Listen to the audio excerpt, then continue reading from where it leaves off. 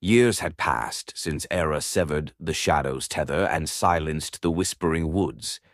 Eldamir thrived under her watch, and though whispers of her bravery spread to faraway lands, Era lived in quiet isolation. The villagers saw her as a protector, but she saw herself as a sentinel, guarding against the shadow's return. Despite her efforts to move on, the weight of the past lingered. Every night she dreamed of the forest, of the faceless figure, and of the black gem.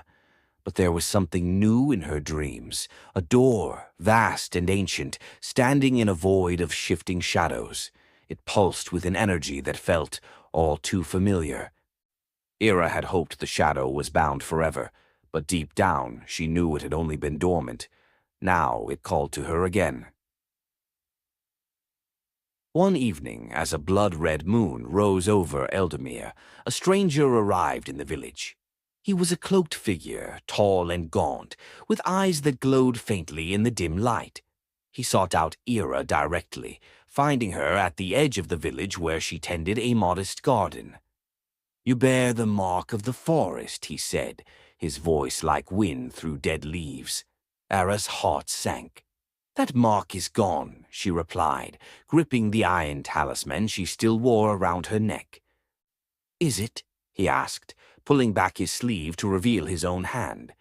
Black veins snaked across his pale skin, forming patterns eerily similar to the mark she had once carried.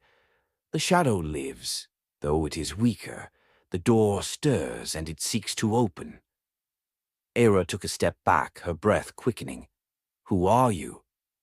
"I am like you," the man said, "a vessel chosen by the shadow long ago, but I resisted it as you did.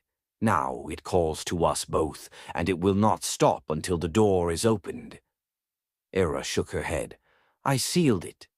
I destroyed its heart." The man smiled grimly. "You destroyed one heart, but there are others. The door was never bound by one life force. It has many anchors scattered across the lands. If we do not destroy them all, the shadow will break free." Reluctantly, Era agreed to join the stranger, who introduced himself as Kale. He claimed to have spent his life hunting the remnants of the shadow, tracing its power to distant places. Together they set out on a journey that would take them far from Eldamir, following whispers of ancient artifacts, cursed places, and those who had succumbed to the shadow's influence.